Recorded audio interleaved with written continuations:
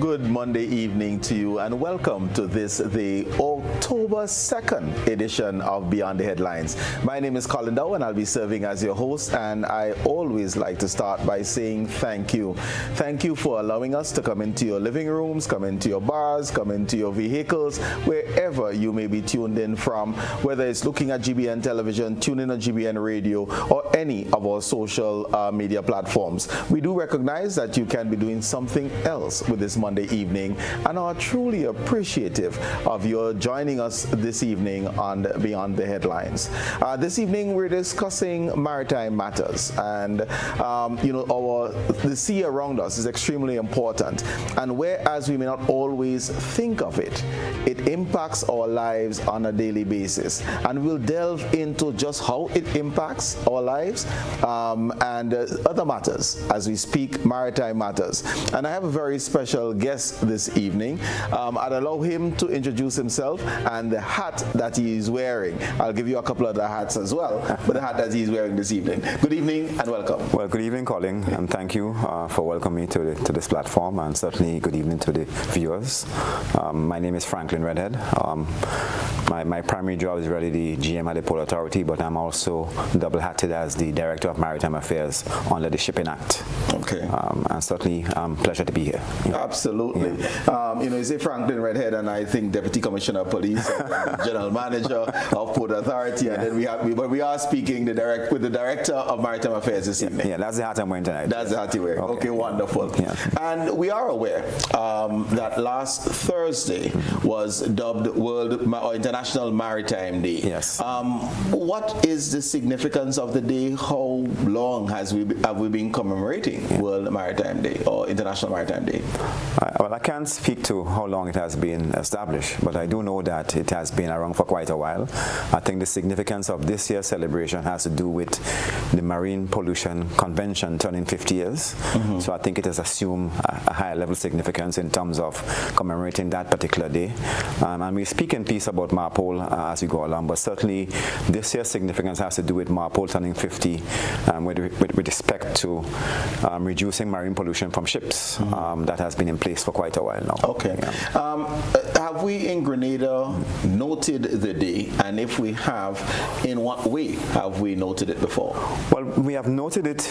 I put out a statement as a director, certainly drawing attention to things maritime, what the maritime environment means to us in terms of transportation, and a range of other factors. We have had some low-key activities, but certainly as we go forward into the future, the intention is really to bring greater sensitivity to this issue in terms of what maritime means to all of us, in terms of how we can sustain it and also how we can make effective use of it as we go forward. Okay. Yeah. And you signal that the day essentially has been elevated because of MARPOL turning 50. So of course you'll tell our viewers what is MARPOL in general, and we'll just delve into some of the key areas of it. Okay. Well, MARPOL is a convention, an international convention that came about to mitigate the potential of risk or damage to the marine environment from ships. So it came about in 1973 under a different kind of a regime, but it evolved eventually into becoming known as MARPOL. MARPOL really has 6 annexes now. Annex 1 deals with oil pollution and reducing oil pollution from ships. So that is where the whole construction of vessels evolve into ships having double hull. So you have an added layer of protection in the event that you have a hull breach. Right. So it mitigates and minimizes that potential for damage in the marine environment.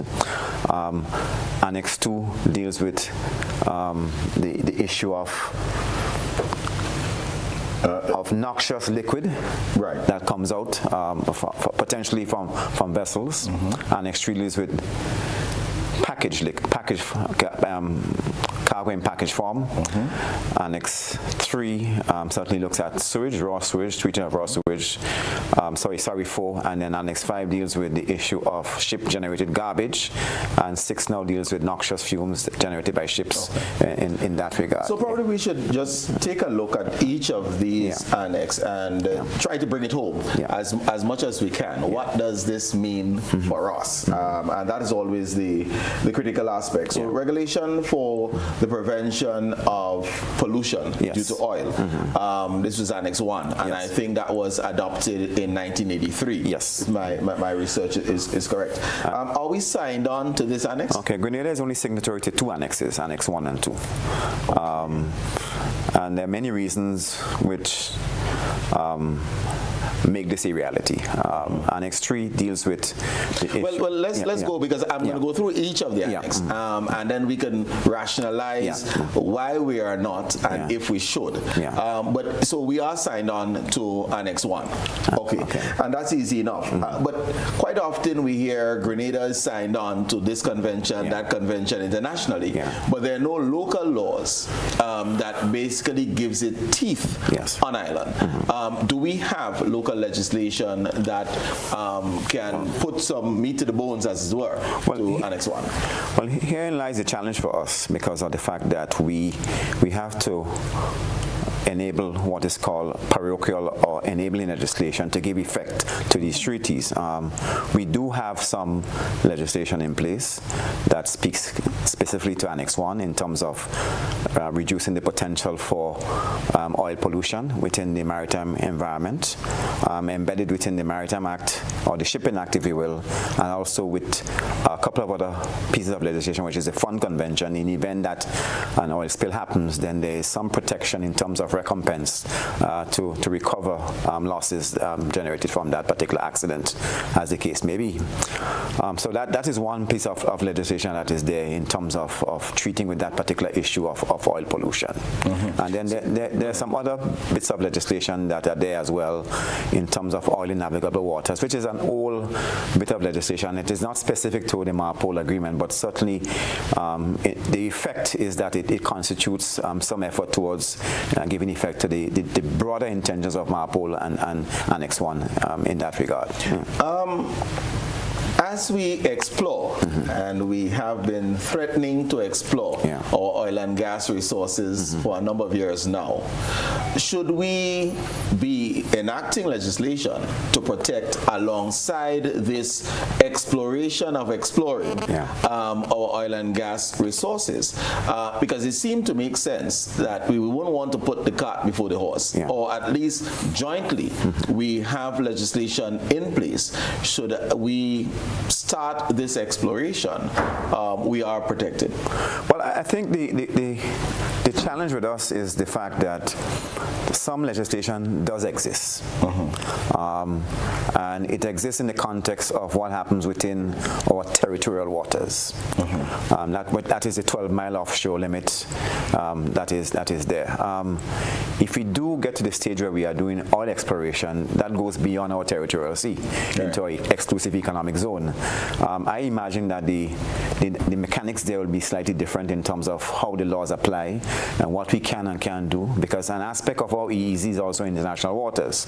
So we have to be careful in terms of what we craft, how we craft, to ensure that we're not stepping on anybody's toes, but we're doing what is necessary to protect ourselves with respect to how we make better sense of this whole dynamic of oil exploration. Let me just, because you spoke of the 12 nautical miles. Yes. That is us. And this is the only area that we will have jurisdiction over when we speak of the Annex 1 and MARPOL, for example, and the legislation that speaks to, let's say, the fund. Should there be an accident? Is this only within the 12-mile radius, or is it for ships bearing Grenada's flags? I mean, how does it work? Okay, well, the oil in navigable waters pertains to our territorial sea, which is 12 miles offshore.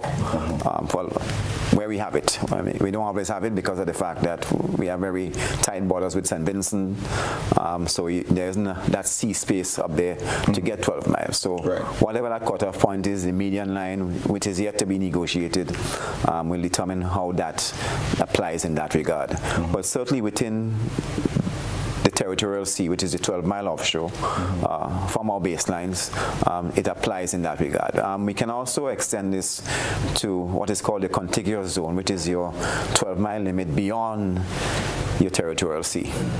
So in effect, that is really your what is called your contiguous zone, where we can exercise customs rights and health regulations and things of that nature. So it can also apply within that realm as well. So we have 24 miles. We have 24 miles, okay. But 12 miles is our territorial sea. Right. But we have rights to health and other kinds of rights that we can exercise within that what is called contiguous zone beyond the 12-mile territorial sea limit. Okay. Of course, our exclusive economic zone begins from our 12-mile limit out to where we can get it. And all of that space is considered to be our exclusive economic zone, and we have sovereign rights there for the exploitation of the water column and the seabed and things of that nature. So when we talk about our exclusive economic zone, we're talking about that same 12 nautical miles. 12 miles in terms of, technically you can go up to 200 miles if you have the sea space. Right. But it has to be negotiated with near states, given the fact that Trinidad is only 90 miles away, right. Barbados is 135 miles, St. Vincent is 90 miles away. At a certain tip, if you measure from Union Island to Caracou, it's not nothing much to talk about in terms of sea space. So technically we can only get 200 miles, I believe, northwest of Grenada, and that stretch going up to there. And certainly in the way these negotiations pan out is that the median line often will determine the extent of your exclusive economic zone. But let me make sure that I understand this exclusive economic zone, because we made a reference of 12 miles. Yes. We make in terms of health, safety, etc. There's an additional 12 miles. Yes. We're making distinctions apparently between 12 miles and 12 nautical miles. Yeah. Well, so I mean, help us to. Go ahead. So when we speak is nautical miles, Colin, because you're dealing with the sea, so everything applies is nautical miles, save and except where it's stated otherwise, because there are things like geographic miles and a range of different things that come into play in terms of assessments. Right. But generally when we talk, it's nautical miles, which is 2,000 yards. Okay. And the exclusivity in terms of our economic zone is 12 miles from our base. Yes. Okay. So that same definition of self. Yes. 12 miles out. Not a contingent, but And we don't own it in terms of how the law applies to our territorial waters, but we have sovereign rights to exploit the resources and protect the resources within that space. Okay. So that's a key distinction in terms of the EEZ versus our territorial sea. Yeah. Okay. Yeah. Okay. I would just like you to share a little bit in. As we look at our waters, because we're still dealing with Annex 1 here. And in dealing with Annex 1, it's really protection of pollution from oil spills. From ships, yes. From ships, yes. In general. It was zoned in oil when it was created.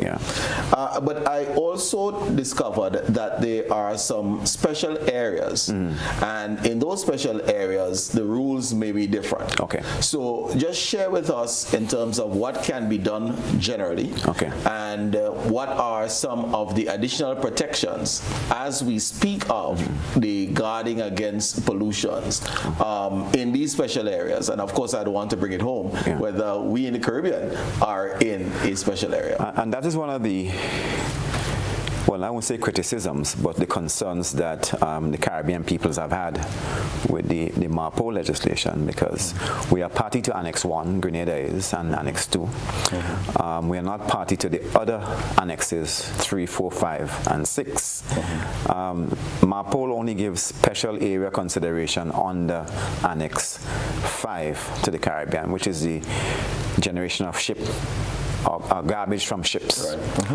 So the Gulf of Mexico and the Caribbean region is designated a special area where you cannot discharge any ship-generated garbage, save and except food waste, within certain conditions or parameters.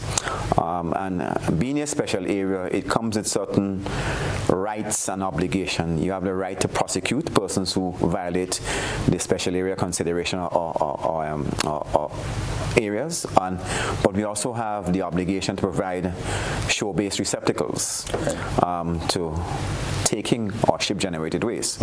So it is both the right and the obligation that comes with the burden of being a special area, if you will, under Annex 5 only, within the MARPOL regime. Okay, okay. Let's go on, because we're signed on to both Annex 1 and Annex 2. Yes. Just remind us what Annex 2 deals with. Well, Annex 2 deals with the control of noxious liquid and substances in bulk form, and the labeling of that, and being able to label it carefully to ensure that should something go awry, we clearly understand what we're dealing with. I think the packaging and so is different, has to be more substantial in terms of preventing possible damage and spillage into the Caribbean. Yeah. Let's keep it simple for me, and hopefully for the viewers as well. So when we say noxious liquids, give us some examples. What are we referring to? Well, acids and other kinds of things that can hurt the environment, the marine environment, and they have varied a number of things. And the list is quite exhaustive in terms of what those things are. I can't speak with any degree of specificity of what those things, but I know definitely some level of acids are included in that particular Annex 2 regime that deals with noxious liquids. Any insights as to why let me back off. Do these types of dangerous goods pass through Grenadian waters? Well, we do receive dangerous goods all the time, but it is labeled as per the MARPOL Convention in terms of how it is handled, how it is treated in that regard, because we import pesticides, we import a range of things for agricultural use. And these, while they have good use on our territorial space, they also have adverse use within our maritime space. Right. So I think the idea here is to how do we mitigate the potential for something going awry within our maritime space by ensuring that it is properly labeled and also properly handled, properly packaged, so that when it is handled by our dock workers and port workers, that we don't make mistakes in terms of spilling it into the ocean that creates problem for ourselves into the future. Okay. Yeah. Any indication as to why of the 6 annecies, and this one came on later in terms of number 2? Number 2 is the 87. Yeah. But as we signed on, any indication as to what might have been the motivation to sign on to number 2? So 73, when MARPOL Convention came about, we moved from oil boom to the oil crisis, etc. So that was in the news that one can understand that. Okay. But in terms of the noxious liquids, in 87, what would have prompted it, if you can guess? I couldn't say at this moment. I think Mr. Evans more is attuned to this than I am, with respect to what prompted us to get in, to sign onto the Annex 2, if you will. We have not gone further than Annex 2. Well, I'm getting there. Yes. I'm certainly going to get there. Right. Okay. Okay. So let's deal with 3. Just remind us in terms of what number 3 deals with. Okay. So 3 has to do with bulk in package form, bulk noxious liquid, noxious material, in package form as opposed to liquid form. Right. And again, the issue here is the labeling of it and the handling of it to ensure that, again, we mitigate damage to the marine environment. We need to use these things for various purposes, manufacturing and a range of other useful applications, but certainly we have to be careful how that is used within the maritime space because of the potential long-term effects it has within the maritime space. And again, let me just ask you for examples, just so that our viewers are aware of what we're talking about, and the fact that we, sometimes we handle things on land, not recognizing that if things goes awry by way of the transportation, it can have debilitating effects. And that's a very important point, Colin, because we sometimes disregard the effect that what we do on land has a direct impact within the maritime space. And generally these things often end up in the maritime space when you have spillage, accidents and so forth. We think that it ends there in our backyard or garden, but certainly it doesn't. It ends up in the water table, and ultimately that goes down to the drains and ends up in the sea for most parts. In fact, some studies show that the unregulated use of pesticides and fertilizer has a direct link to coral bleaching and other things like that. So clearly there is an established link with respect to what we do land-based and how that impacts the marine environment for most parts. Right. And I know there's some research projects that speak from ridge to reef, recognizing the downward flow of water and all that it can bring into the maritime space.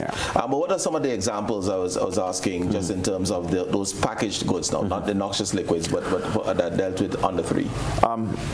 Well, things. Let me refer to my notes. Yes. Sure. So packaged goods. So it requires documentation, storage, quantity limitations, some exceptions and notifications. Again, the dangerous things that we may use, such as explosives, is one thing. We may use other kinds of things that have dual use. For example, crucibles, bellows valves and so forth, that has dual application for hospitals, but they can also be used in the making of nuclear fuels and nuclear bombs and dirty bombs and these other things like that. So potentially these are some of the things that are there that needs to be recognized as being harmful and be treated with exception with respect to the way we handle them. Okay. Article 4, as we jump ahead. Annex 3. Annex 3, sorry. Sorry, Annex 4. Annex 4, yes, sorry. And Annex 4 deals with the prevention of dumping of raw sewage into the marine environment, and perhaps there's an obvious reason why Grenada has not signed up. No, I am very curious, because my first question when I read this annex is, are we signatories to this one? No, we're not. We're not. And it is noble to do so because of the fact that we are still, for most parts, dumping raw sewage into the oceans. We have not yet built the mechanisms for treatment as a nation. So I think the powers that be, certainly at the political level, felt it was contradictory to sign up to something that we have not yet had the capacity to treat with locally, certainly for most parts. But certainly there is a wide clamoring, if you will, for countries who have not yet done so to do so, given the fact that the effect that raw sewage has on the environment as well. So chat with us a little bit who, and you use powers that be, but name an organization that probably should be leading the charge in this regard. Well, the obvious one, which is our National Water and Sewage Authority, and we're not trying to blame anyone here or single out anyone for special attention, but the fact is that we have not arrived at a stage where we are treating sewage inland and then discharging the treated water overboard. We are still pumping raw sewage into the ocean. I know there has been discussion going back to many years as to how do we change this dynamic, how do we get on board in terms of new practices, but I'm not in a position to speak to how far this conversation is along, given that it is done by another agency. Okay. And what is necessary for a nation to adopt what I would call these best practices by way of investment now? Well, the capital outlay. I'm not talking necessarily money, but the infrastructure that is needed. Well, the infrastructure could be quite significant. When Ian comes on board, he's an engineer, so he can discuss those issues. But from my understanding, in terms of the capital outflows, it is quite capital intensive to do in terms of the treatment. In fact, many countries are trying to promote this as an obvious business venture for some private entity to engage with, because of the impact that this is likely to have in terms of the monies, if you will. So that is where we stand currently with respect to that particular issue in terms of raw sewage and the treatment of raw sewage before it goes into the ocean as well. And let me just ask whether or not there are any small steps that we have taken, are taking, to minimize the disposal of raw sewage into oceans. Okay, so under the Annex 4, which we're talking about on the MARPOL, ships of what is called the convention class, because MARPOL only applies to a particular classification of vessels, which is 400 gross tons and above. So that is where MARPOL and the IMO regulations apply. They are all required to have holding tanks and treatment systems on board, so they can dump that treated water back into the ocean. Smaller vessels, yachties and so forth, do have some level of holding tanks. I doubt, certainly from my experience back when I used to sail and be a captain, I do not know that the smaller vessels have treatment plants on board to the extent that they can treat water and dump it back into the ocean. So the obvious solution here is your holding tank has to be discharged into some receptacle that goes into a municipal system. Right. And here lies the challenge, because if you take sewage off a vessel and you don't have the treatment plants ashore, then what you're doing is just passing it through a middleman who does the same thing and pushes it back into the ocean. So that conversation, I think, has to be looked at with respect to how do we change this, particularly in the context of our tourism product and everything else Grenada, in terms of our competitive advantage or pristine environment and nature and a range of factors. So we clearly have to look at this issue as an obvious issue that requires advancing. There are many options out there with respect to how this is done, PPPs, public-private partnerships, various kinds of business arrangements that countries are now exploring with respect to how this issue can be addressed and advanced. If I am to make my wish list, therefore, for the foreign direct investment and the CBI program, would you say from your seat that this is one area that we should be investing? I think so. It's entirely relevant within the context of the current conversation of keeping the oceans pristine, how climate change and climate variability is affecting us as well, and of course the discussion on how do we advance and develop our own tourism product, and certainly amplifying our own unique competitive advantage in terms of safety as well as the pristine nature of our environment. So if we advertise Pure Grenada, this should be a must do. A must do for us as well. Okay. So this is troubling to me. So because one of the things that we promote, of course, is our yachting industry. And what we're saying, well, first of all, do we hold these yachts? Because these yachts are not the 200, 400. The 400 that, in terms of the classification. So they're not governed by this convention. But as a nation, what type of, if we're not able to regulate them, if we're not able to provide the facility, what happens?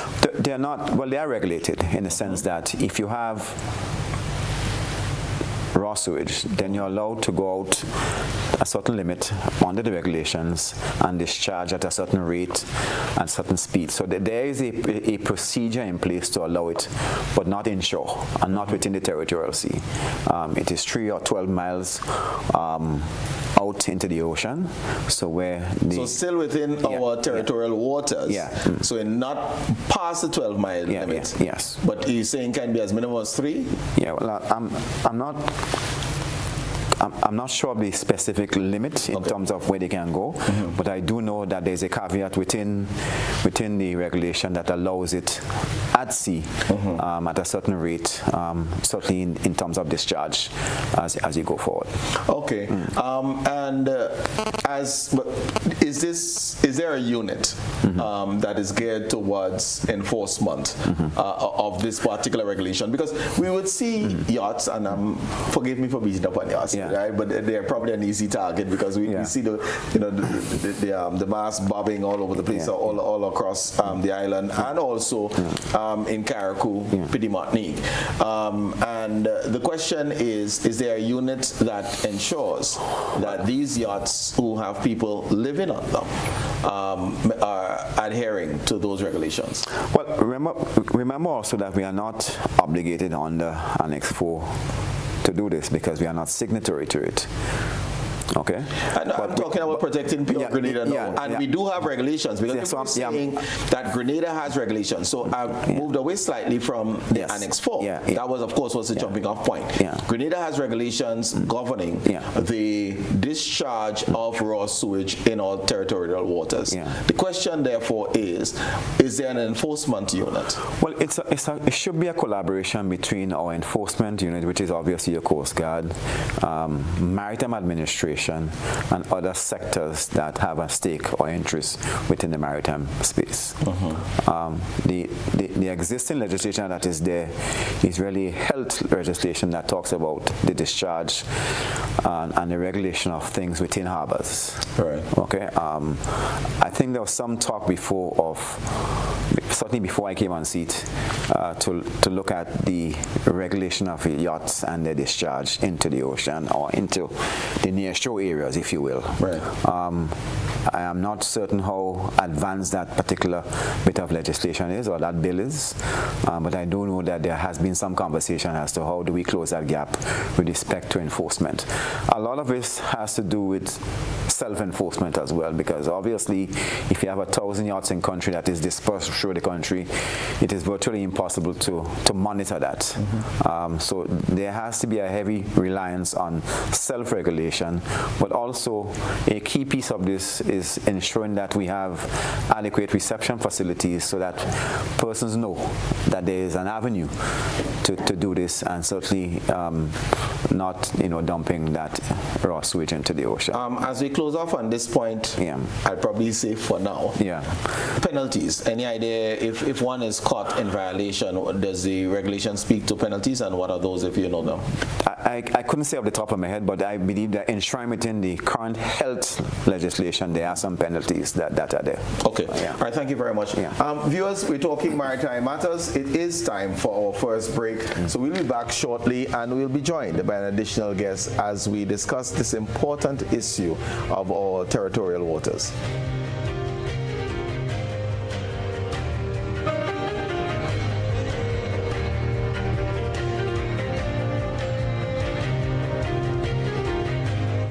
Plug into Digicel Plus and get even more entertainment with Disney Plus included. The best of Disney, Pixar, Marvel, Star Wars,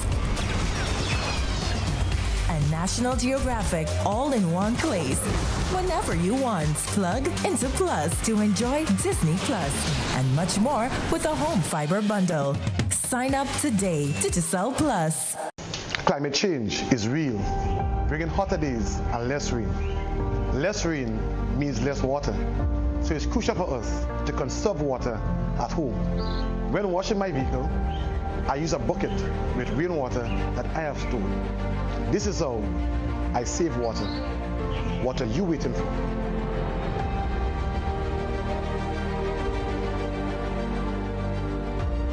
Grenada, get ready. A new season of the Grenada debates is coming. Informative, impromptu, bright young minds sparking powerful ideas. The Grenada debates, September 2023. Tune in.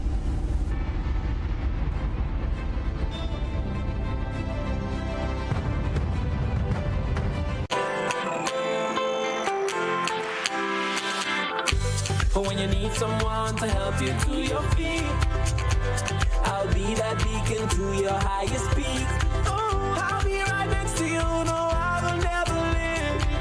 Come on, take my hands, we got everything we need. Cause you can look to me, yes, I can. Whenever you're in need, yes, you can. Just call on me and I'll be on my way. I'll be by your side, never to divide. The light that shines our way. Wherever you ride me, we'll make your dreams come true. Next time, next time, next time, next day, Nexa Credit Union, with you wherever your road leads. Do you have have muscular pain that no one can find a solution for? Are you tired of taking meds for joint and other pains? Hills and Valley Medicare Center on Grenville Street, St. George is here to help you heal. We will help you map a path to your full recovery. Visit us Monday to Saturday for a consultation with our on-site doctor, physiotherapist, and massage team. You will be glad you did. Our Medicare Center, a proud member of the Hills and Valley group of companies. On the hilltop or in the valley, we are with you wherever life takes you. Hills and Valley Pharmacy. Your health is our business.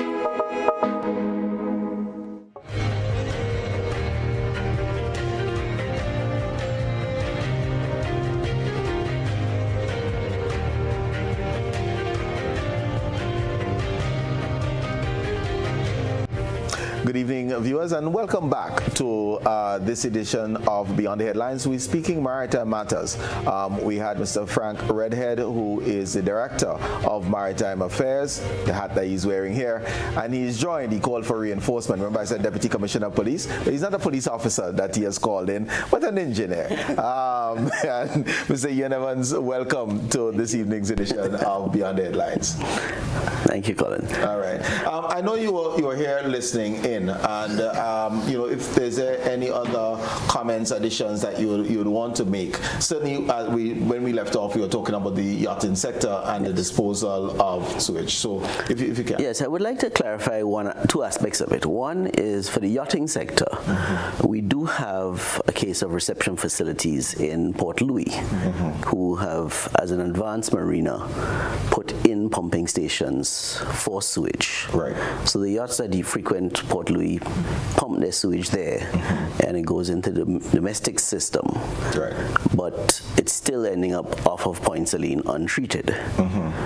For the commercial vessels, and Mr. Redhead touched on this, we normally would tell them pump at 12 miles. Right.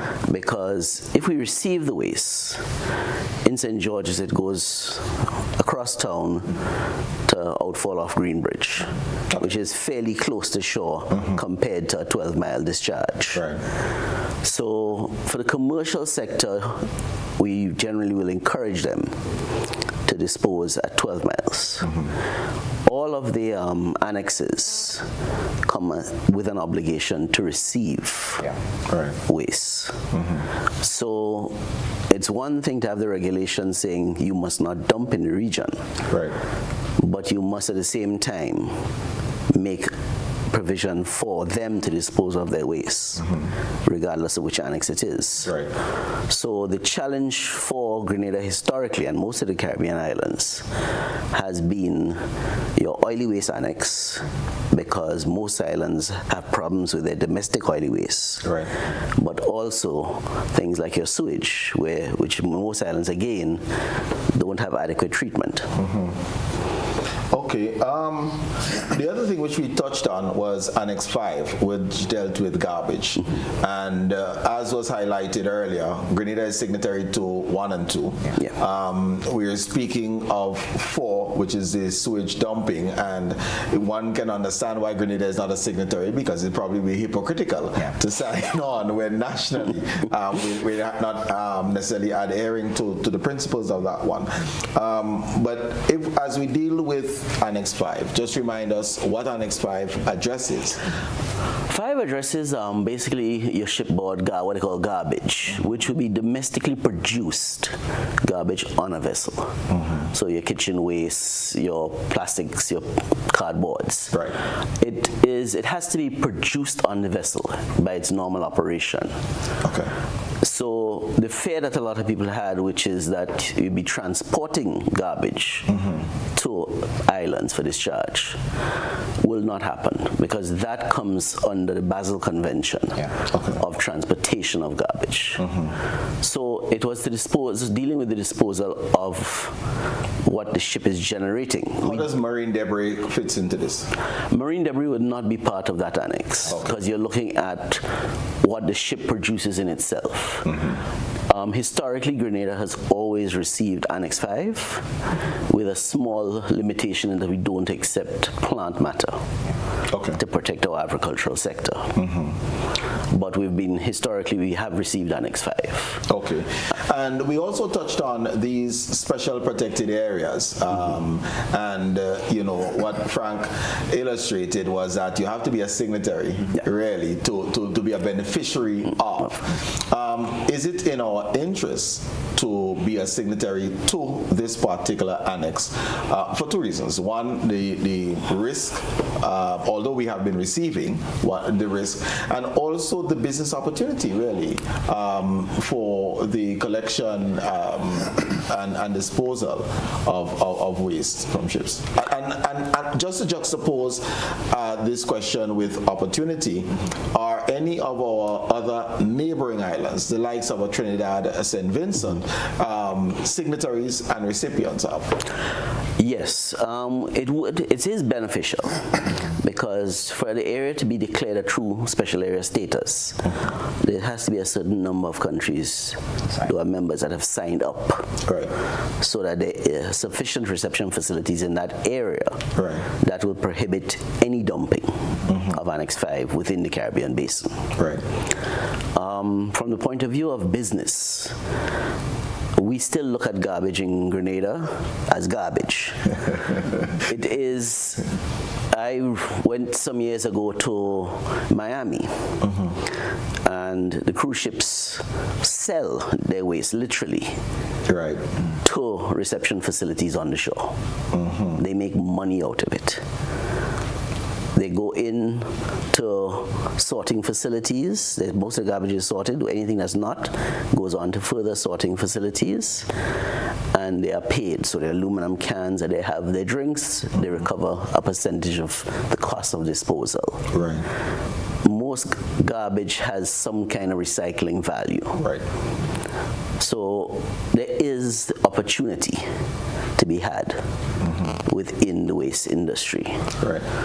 I might add that given the very finite resource nature of most Caribbean states, I think the general strategic direction that is being talked about is, instead of each country having reception facilities of the scale that is being talked about, why not have one or two within the Caribbean so that ships understand clearly the points where they can discharge cargo in that regard. And that's where I was going into. That is why I asked whether there are any facilities in neighboring islands so that Grenada can be strategically positioned. Our 12 degrees north line of latitude has some value, and the question is whether we can leverage that, to greater economic benefit. Okay. So how can we operationalize this thought, recognizing that garbage is not just garbage, but there is a resource here that can bring economic benefit, and it's one of changing mindsets, really. So we as we talk of the marine sector, how do we change attitudes and minds so that we can bring greater economic benefit through this sector for Grenada and Grenadians? Well, I think firstly, for this to work commercially, the scale of what we receive has to make sense in the context of sustainability. So that's one factor that must be considered in terms of, do we want to go this in terms of a direct national policy as to how we can approach this, and not just testing the waters, but ensure that we have a sustained model of doing this going forward. So that's the question. As you rightly identified, it's a mindset. It is seeing a business opportunity, because that is what it is in its simplest form. And then how do you maximize the potential from that with respect to a different avenue of business, if you will, in the context of what is happening across the globe. So that's one point. I don't know if Ian has a second view on that. Well, one aspect of it is that we should not be looking at it as handling of marine waste. We should be looking at our domestic. Because in all of the categories we are mentioning, basically, our domestic waste falls into each of them. Is a lot larger than what we'll get from ships. So oily waste, for instance, we produce a lot of used oil in Grenada, which we don't have many avenues to process. So do we have avenues to deal with our oily waste? And this is on a pet peeve. So coming from a job, imagine I have a problem with oily waste, but I'm going to declare it still. It seems that so many of our roadside garages, for example, set up next to rivers. Yeah. It's almost like a preferred spot. And we know when they do the oil change, where the oil is going. Do we have an organized collection facility that you are aware of for this type of facility? I haven't been involved in it in recent times, but I will tell you there are at least 2 projects that I know of. One was the case of Grenada, who used to re-export through their supply of the oil. So when they bought oil for their generators, the old waste oil would be re-exported out of the country to be processed elsewhere. I know of one individual who is on a small scale reprocessing oily waste to make diesel. But again, it's a small scale industry. It cannot handle the most of your roadside garages and these kind of places. That it is dumped into the river or the nearest crab hole. Or, so besides the use of for jab, it's very limited in what we can use it for. As is. It was looked at in the past as a fuel for heavy burners. So where you had things like your distilleries, you can use oily waste after it's been refined as a fuel. Really what we need is, Mr. Redhead touched on, is a regional solution.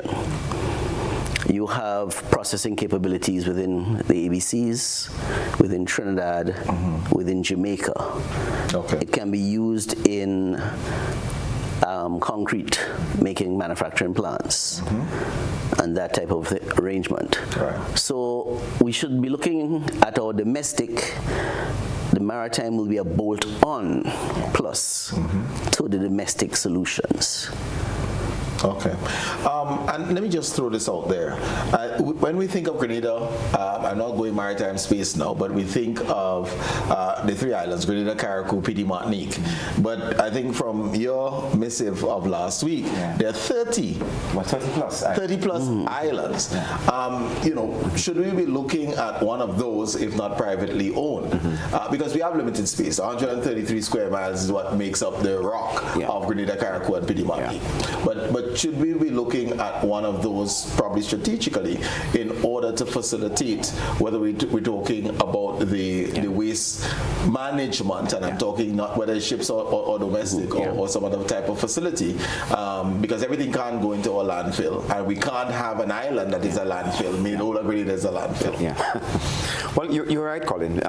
It's about rethinking and reimagining what we can do with all realities. All realities is, we have a challenge with garbage, oily waste as Ian rightly identified. What do we do in terms of looking at effective discharge of that, but also looking at and exploring a possible business opportunity? Someone may choose to collect oily waste and export it to Trinidad or the ABC Islands, where there is a processing plant, or probably build a plant ourselves here in terms of reprocessing and making biofuels or some other form of byproduct. So it is a business opportunity as well, but again, it is also about utilizing our space in its fullest sense across the board in that regard. And it was with interest because you mentioned one of the uses of domestic waste is for blocks. And the first time I came across it was actually the Bahamas, when I saw a plant that was utilizing this, and I was amazed because, and this was just about 4 years ago. I wasn't aware that garbage could be used for blocks, which then became just a more efficient way of managing this. And the challenge that may present itself in the context of should we use it to generate energy, incineration obviously will challenge Annex 6, which is trying to reduce noxious. So I was going to, so you're correct in terms of Annex 6. Just share what is Annex Annex 6? Well, Annex 6 is trying to clean it up, basically. Right. Reduce the potential for sulfur oxides and particulates and nitrogen oxides. Right. So ships that generate, ships are more cleaner burning vessels. In the past, when you used to bunker oil, now you're burning diesels. You're trying to reduce the sulfur content of diesels so that it throws out less things that harm us into the atmosphere. So if you incinerate waste, you then produce dioxins that goes into the atmosphere. Right. To the extent that this can be controlled is another challenge with respect to, considering the range of things that are possible within that. My concern here, Ian, and I don't know if we have regulations in Grenada that address it, would be the employees of vessels and for those working, for example, on oil rigs, because as we talk about the possibilities of being injured by virtue of that. And if we're talking about exploring our own oil and gas facilities, these are things and areas that we should be thinking of. What do we have to protect our maritime employees and our seafarers? Well, under your labor laws, the ILO, you have your labor laws, and your labor laws of your nation also carry to your seamen. So you have the protections that you would have under the Ministry of Labor and the labor laws.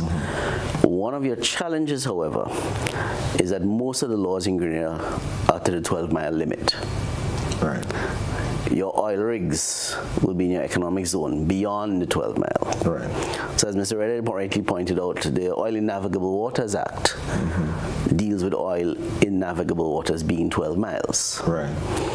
If you're going to put on an oil rig at 30 miles and it has a spill, you have no law to cover it. Right. So we need to look at upgrading all of our laws, domestic, even though they are not maritime centric, they have application into the maritime sector. Okay. So within we've signed to MARPOL, but we haven't promulgated it into our national legislation as yet. Right. And a lot of those conventions we need to promulgate into our national legislation to bring force to because them. Because in this case, we are signed on to one, and one deals with oil spills. So we actually should have a responsibility to ensure that we do have our local laws to address. We do have a responsibility, and we should amend our local laws accordingly. For oil spills, one of the things that we have luckily is we are members of the Fund Convention. Right. And the Fund Convention basically serves as an insurance policy. Right. So if there is an oil spill, the fund will pay out for economic loss. But it also has its limitations in that it targets tankers. Right. The biggest oil spill from a tanker basically happened between Grenada and Trinidad. Grenada and Tobago was the world's biggest oil spill from a tanker. Okay. In '79. Right. Luckily, it did not make landfall. So it's not one of the ones that most people know about. That type of spill will be covered by the fund. However, if you had a spill from a vessel that was not a tanker, you would not have the coverage. So you must have your local laws upgraded to protect against such incidences. In that case, who pays the individuals and companies affected? The polluter pays always is the principle. Okay. The difference is that the Fund Convention is, as I say, similar to an insurance policy, right, where all of the tonnage that tankers around the world pay into the fund. Okay. And then if there is a spill from a tanker, they'll draw down from that fund. You can draw down from the fund. Right. And it will cover the hotels, for instance, the people that have their livelihood off of Grenada's beach. If oil came ashore on Grenada's beach, they can be compensated. Right. In the case of the other vessels, then they would have their own insurance, hopefully covering the possibility of spills. Yes, but at the same time, you have to know the vessel that spilled. Right. So you tend to find from time to time spills will occur, which cannot be attributed to a vessel. Right. Okay. I want to return to our previous point on the issue of how seafarers can protect themselves, and Ian touched on it with respect to labor laws and how it applies to the marine environment. There's another dimension to this as well in terms of training and certification that persons need to step up their game with respect to how they can become certified, improve their skill set and competence, because that too is protection, because you actually know what you're doing when you operate within the marine environment. Right. Let me, just speaking of this, and I'm going back a little bit to the sewage issue. Yeah. We do have our regulations permitting controlled discharge. Yes. Certain distance, certain rate. I'm assuming that the person in charge, captain ultimately, would also know about currents. Just so, again, in terms of the protection. So it's not you go out and you pump, but it's where you pump, when you pump, to make sure that the very thing that we're trying to guard against, we don't cause. Yeah, so that is part. Well, I don't think from the legislation I've seen, it doesn't contemplate currents. It contemplates discharge rates and location, distance from shore and stuff like that. Currents vary from time to time based on what is happening, within the environment. So I haven't seen that part of it. I don't know if it exists. I can't really speak to that. Okay. I mean, my worry is that, for example, Grenada might be impacted, but St. Vincent can be, or Trinidad can be. So that's where I was going. But I think the equation contemplates the effect of the discharge on coastal states, if you will. Right. So I think it's sufficiently tuned, if you will, to ensure that you don't have a massive outflow that comes into any particular state, but that the natural processes of the ocean will dissipate it over time. Okay. Just again, so we started speaking of the safety of seafarers. And what are some of the things, you mentioned certification, but some of the things that seafarers can do to protect themselves when utilizing the marine environment?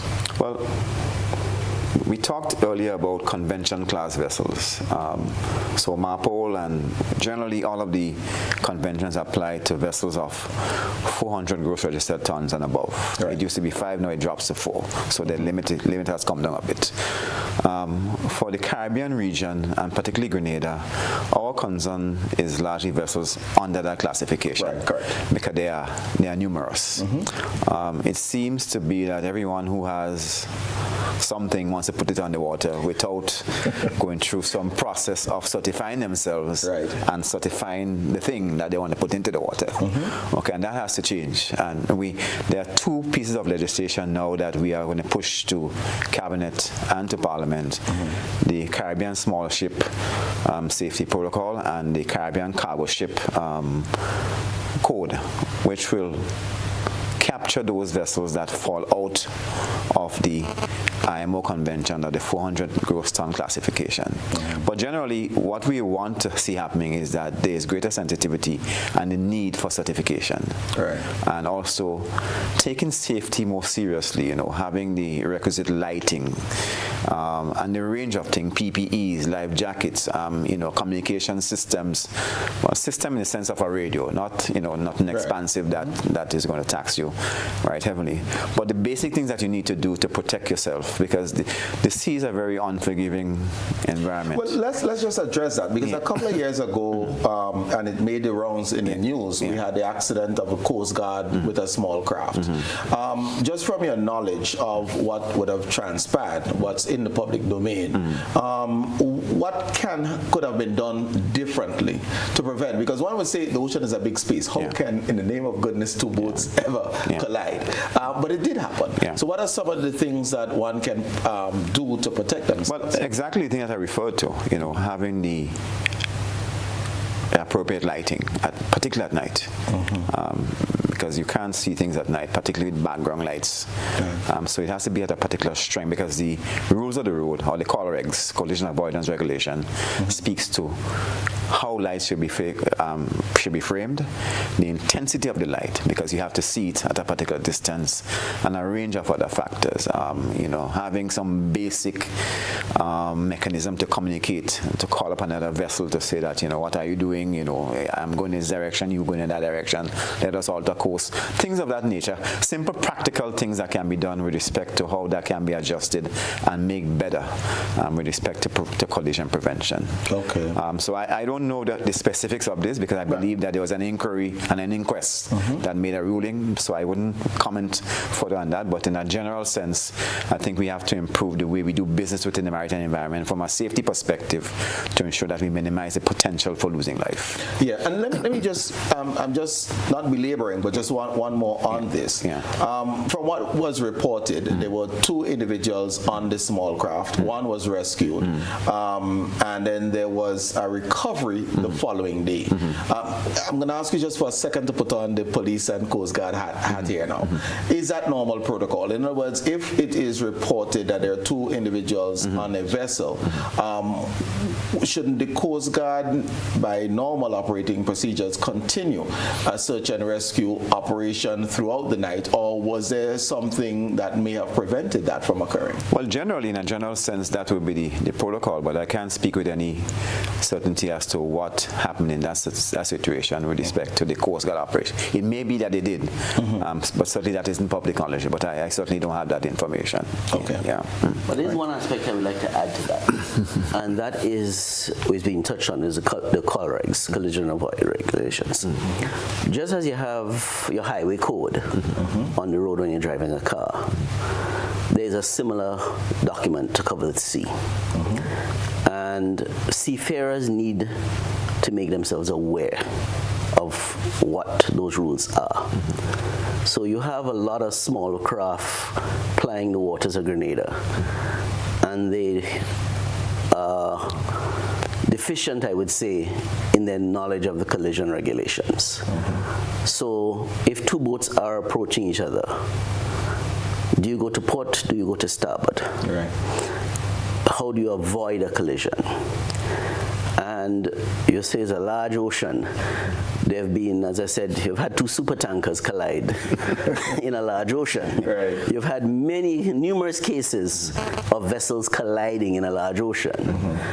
Much less on a near shore, the chances are higher. Yeah. So before persons go out and buy a small boat, and first thing they want to do is speed, understand the rules of how you should operate a small craft.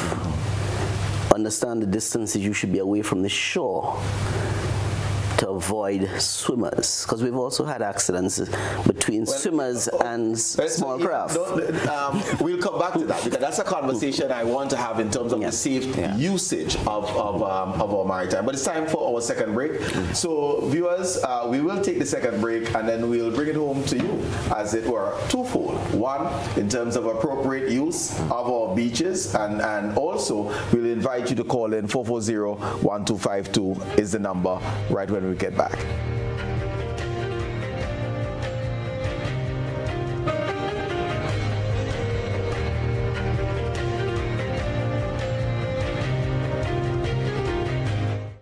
Climate change is real, bringing hotter days and less rain. Less rain means less water, so it is crucial for all of us to conserve water at home. When washing my fruits and vegetables, I use a bowl of water, and later I reuse it to water my plants. This is how I save water at home. What are you waiting for?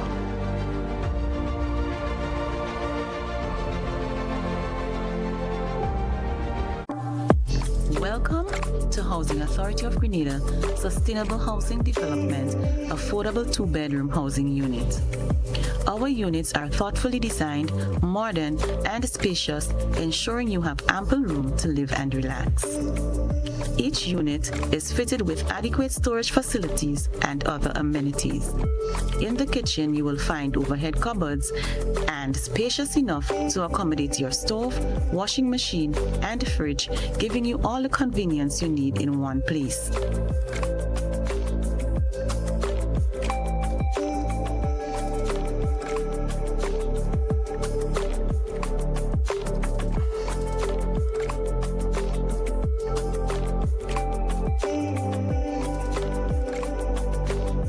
We take pride in providing you with modern and easy-to-use fixtures in the bathroom, ensuring your daily routines are hassle-free.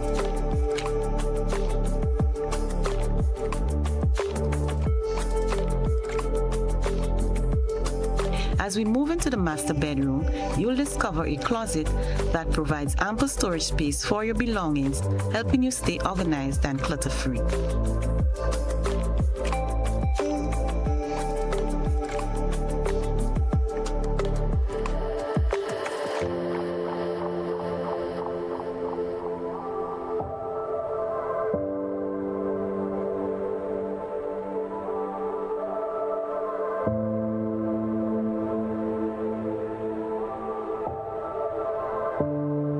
Additionally, the second bedroom also offers a closet, ensuring that you have plenty of storage space for efficient organization.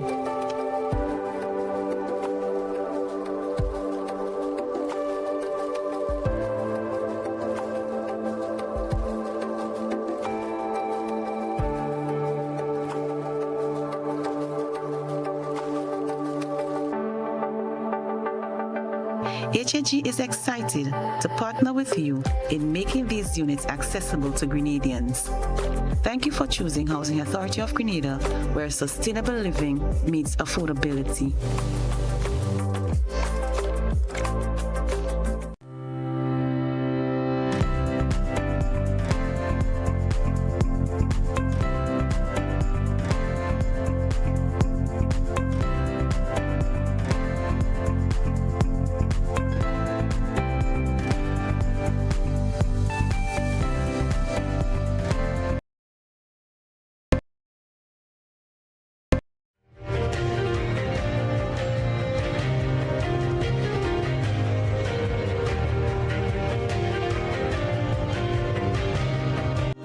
Welcome back, viewers, and it's Marine Matters on this October 2nd edition of Beyond the Headlines.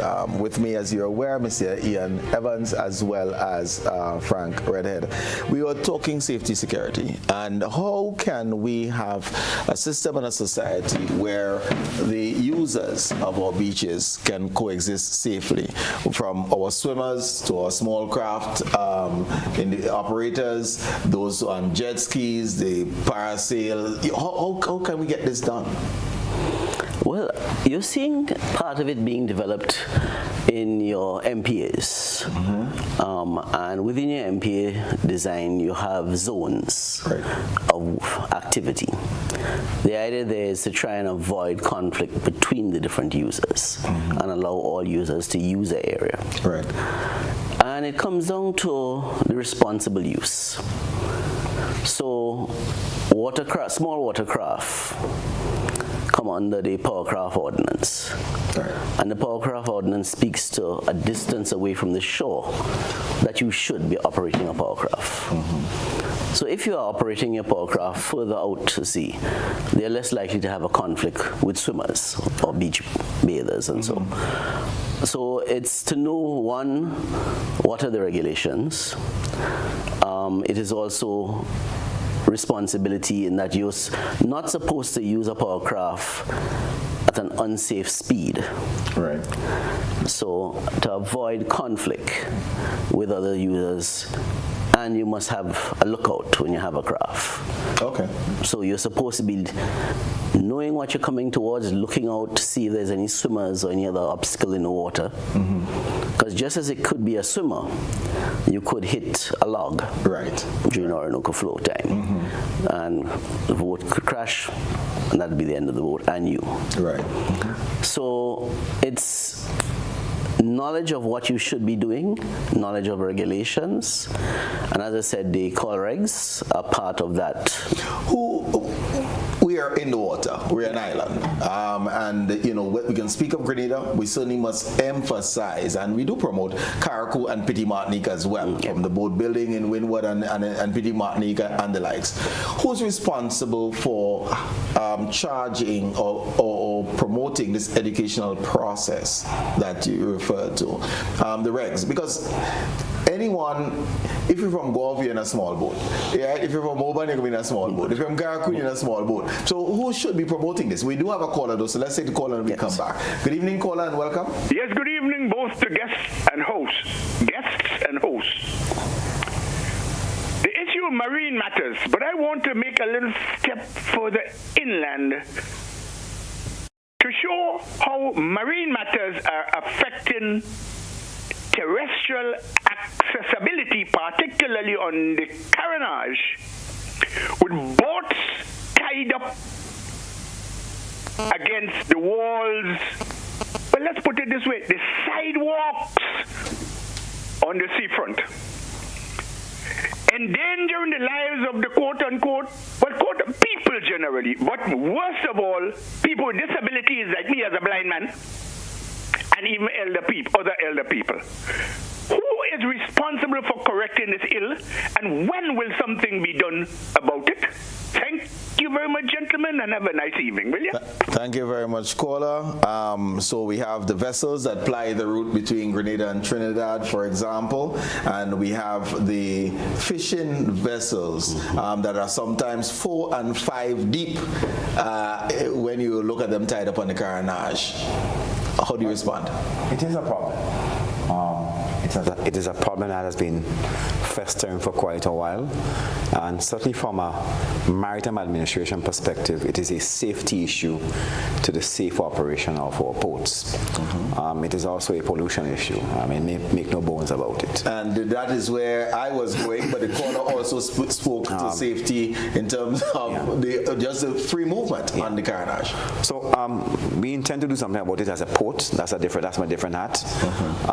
The specific of it I wouldn't discuss now because it's still a work in progress. But a problem that existed for 10 years wouldn't go away overnight. But it is not lost on us that this needs to be resolved, and we are working with various partners, tourism and others, to find a suitable resolution to this. Okay, thank you. We do have another caller online. Good evening, caller, and welcome. Yeah, good night. Yeah, I just want to make 2 little input on the waste disposal, and also the next one is to do with the safety of small boats. But first, let's say the waste disposal. We have a system in Grenada that I believe at the end of the day, if you look at the banana trade, etc., you have 4 islands: Grenada, St. Vincent, St. Lucia, and Dominica. Who was the initiators of putting these 4 islands together to ship banana and different products to the UK and Europe? I believe, this is my take, I believe the governments of these 4 islands need to take the initiative to find a recycling agent or a recycling company that will be willing to come to the Caribbean to dispose of our waste. And the essence of that, when you find that, then you could the local persons in Grenada who have the opportunity to put together or help together the waste, that we could get rid of the 4 islands waste that could go to India, to go to China. So I believe at the end of the day, the government needs to take the initiative on that, because if a single individual could only do so much, but if you want to get rid of the waste for not only Grenada, the 4 islands, I believe the governments of the 4 islands need to come together, because we're all going through the same process and same problem. Okay. Secondly, I'm talking now about the boating.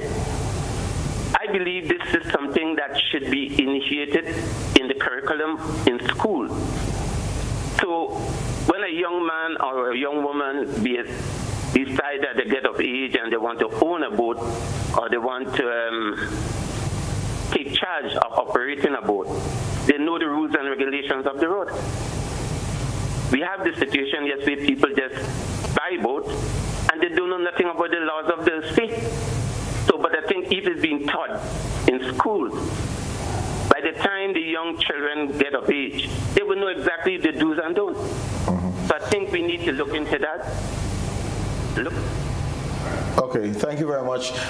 We got the 2 points. One, some probably Frankie mentioned a PVP in terms of the waste disposal, and then the caller actually came in where we left off in taking the first caller. Who is responsible for that education process, and how can we get it through to seafarers? Well, I'd like to touch on the two, tell them Frank could add to them. On the issue of waste, what we've found is that most cases where they've had projects, it is a private sector driven. What government generally will do is facilitate that you have the environmental... I believe we have a caller online, so let's take that caller. Just in case the caller is on a cell phone, we want them to be able to make the call. So good evening, caller, welcome. Hi, good night, thank you. I'm not sure if this is a maritime issue, but my concern is the sea moss farming that is very prevalent on the beaches these days, from Telescope to Calais to Wester Hall. I'm wondering about the regulation of that industry. I understand that the farmers are supposed to obtain a permit from the Ministry of Fisheries and then get permission, and the issue is that we are sharing the ocean with boats, with recreation people, and to me the sea moss farming is taking over a lot of the shores, and a lot of people are not able to go and enjoy the beaches as they used to, and it prevents the maneuvering of boats on the oceans and the seafronts, and I would like some answers on that. I know there are laws and we have to share the ocean, but the sea moss farmers need to know that there are regulations, there are permits to be obtained, and you are not allowed to just go onto all the beaches and take them over. And Saturday and Sunday we're trying to get to the beaches, and there are sea moss bottles taking over all our beaches. What do you have to say about that? Thanks very much. Thank you very much, caller. We have another one on your plate. I don't know. No, I think the caller has a valid point, because if you have a high traffic beach that traditionally has been dedicated towards tourists and other persons for bathing, then I think we have to carefully evaluate how or where do we stage or segment various kinds of activities to avoid conflict. So it's really de-conflicting an issue as opposed to getting rid of it. How do we separate those issues with respect to, yes, necessary uses of beach, but also developing aquaculture as a business as well. Okay, we have another caller, so it's a busy night. Let's go. Good evening, caller. Yeah, good night, sir. Good night, sir.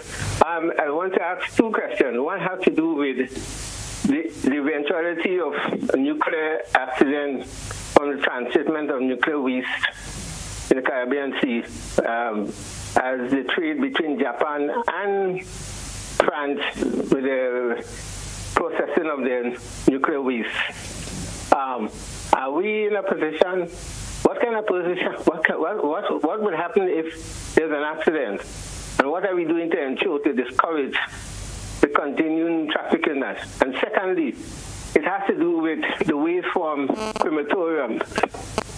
I asked a wastewater expert a few months ago on that, a Caribbean wastewater expert, and he said, unfortunately, the Caribbean are very poor on that, and maybe the only place he saw some kind of regulation on that was maybe in the EPA in the United States. Are we moving towards the regulating the waste, the liquid waste or wastewater also from crematorium? Because okay, thank you, caller. We got that. We have another one on our plate, so let's try to chew one bit at a time. On the first one, there's a very strong Caribbean lobby to ensure that nothing that is detrimental to the region traverses the region or has the potential to dump anything that can affect us adversely within that space. That is the general intention.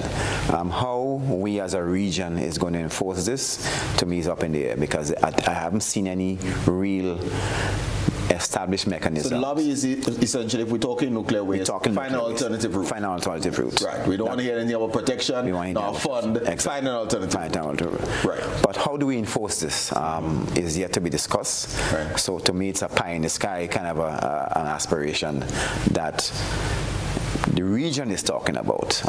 Again, there's an enforcement deficit, because even if a ship goes transit the Caribbean, then what can you do as a state, a collective in international waters? In international waters, because you allow the right of passage in international waters. Right.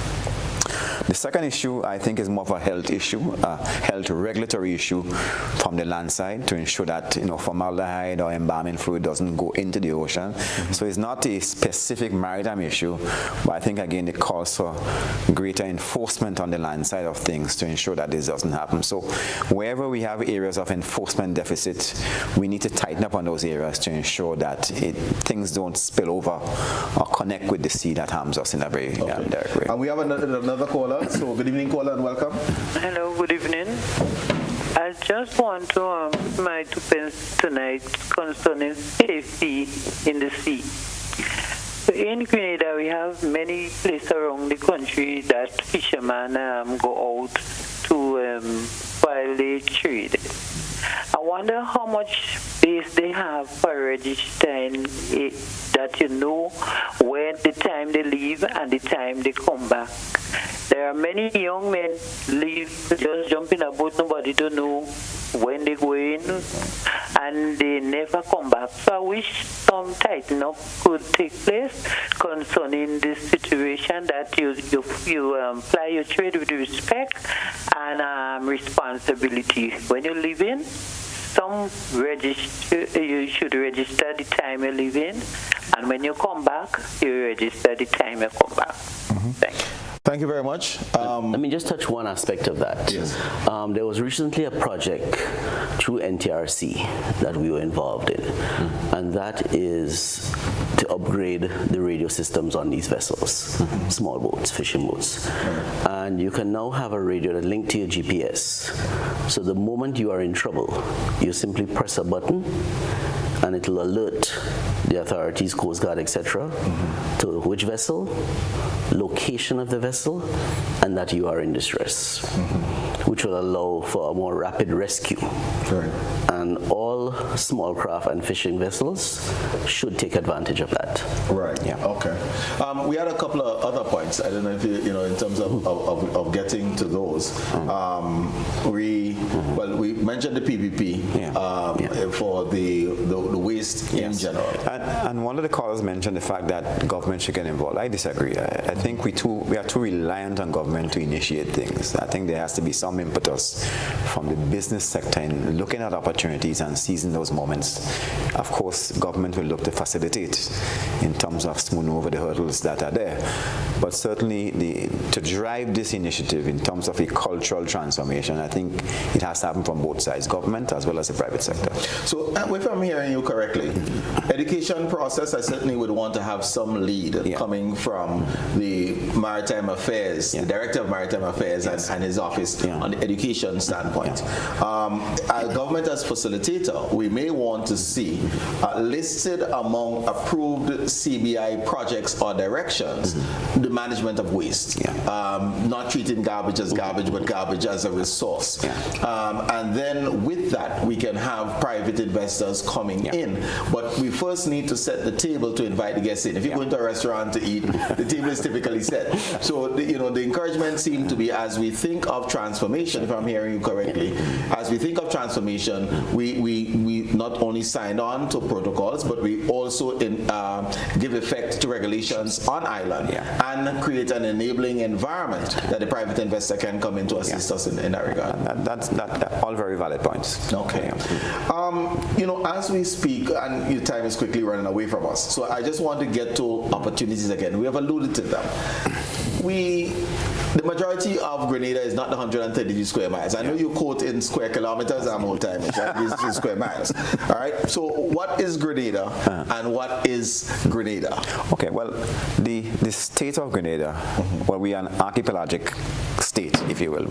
So we have over 35 islands that constitute the state of Grenada, including Carriacou, Petit Martinique, are the major islands. Right. But there are other islands that are large enough to look at business opportunities. Right. I don't know who owns them, but certainly these are easy hurdles to overcome. Right. So we have about 344 square kilometers of land or terrestrial space. Right. So that's 132 square miles that we know. Right. As opposed to 27,000 square kilometers of sea space, potential sea space.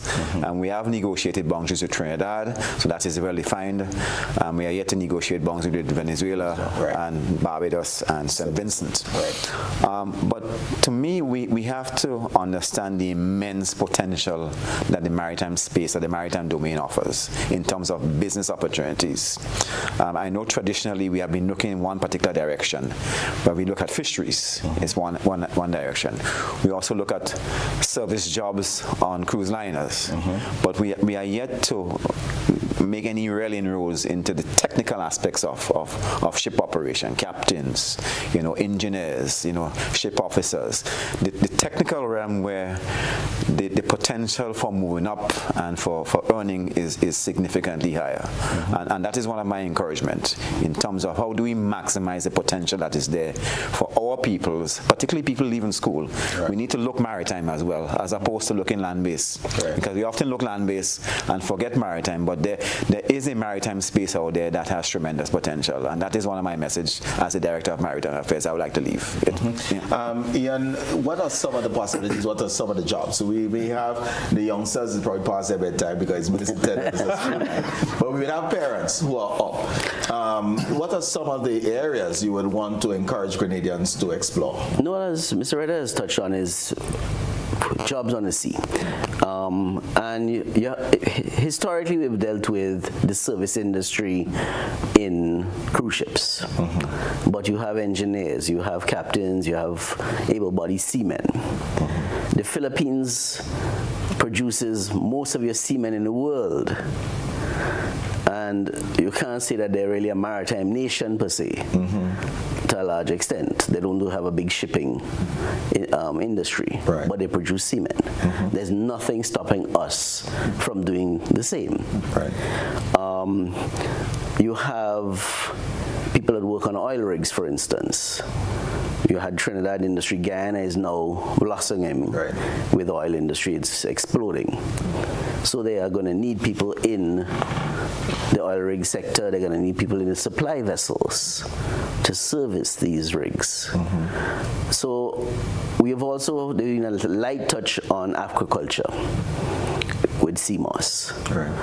If you look at most of the Far East countries now, a large portion, in some cases more than what they're catching from the wild, they are raising, they are growing fish, oysters, everything you can think of that you would normally catch in the wild is being farmed. So we can look at those types of jobs as well. We have a lot more sea space than we have land space, as being pointed out. So if we have to move towards aquaculture for food security and feed our nation, a lot of it can be done through aquaculture. Okay.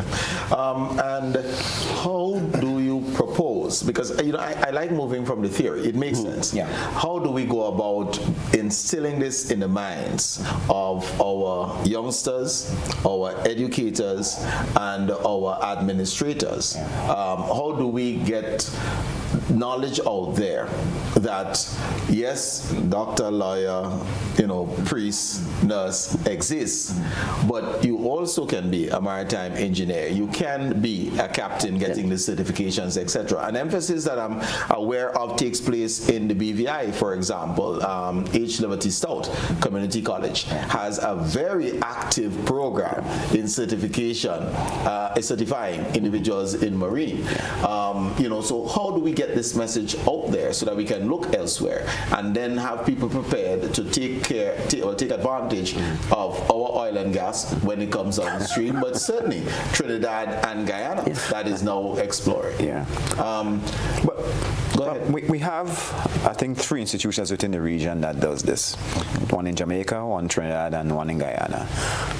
In fact, we have, certainly from the port GPA perspective, we have 2 officers at the Jamaica Institute now going through their paces in terms of their first degree, certifying to become marine pilots. So there are opportunities there as well in terms of how that pans out. We have just authorized a local entity who is doing lower level training. I can't remember the name of it, but under the banner of the Maritime Administration, they are doing low level training in terms of certifying able-bodied seamen for specific things. So there are a range of opportunities out there, but more to your point of how do we get this moving in terms of a strategy, it begins with education and sensitivity to the issues. Are we pushing this hard enough, if you will, in terms of trying to stream persons towards the maritime environment? In my example, I became a qualified captain at age 24. So that was way back then in the Coast Guard. And not only myself, John Charles, Osman Griffith, a range of other persons were military standard or equivalent to commercial captains. Right. So the opportunities are out there. It's just the fact that we have not talked about it loud enough. And I think we need to do so and shout it loudly that there are opportunities within maritime space that people can exploit and certainly have a viable career going forward. Right. We're down to closing comments because that's the time. So Ian, I'll start with you and then I'll come back to Frank for closing. Okay. I think for my closing comments, I would like to focus back on small ship safety and pollution. And we always look at the maritime sector as the villains when it comes to pollution. And I think we need to highlight that the majority of marine pollution comes from the land. And you see it every time we have heavy rains. Just go to any river mouth. The amount of plastic bottles and other garbage that you'll see floating down the river. And we need to work with entities like the Solid Waste, who have, through the environmental levy, people always look at the environmental levy as a tax. It is a way of incentivizing and giving value to items.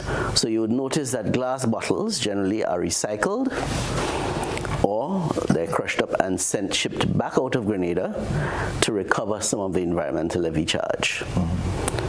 So we need to look at how we can facilitate those things that will encourage people, give the value to the garbage and fix the problem internally.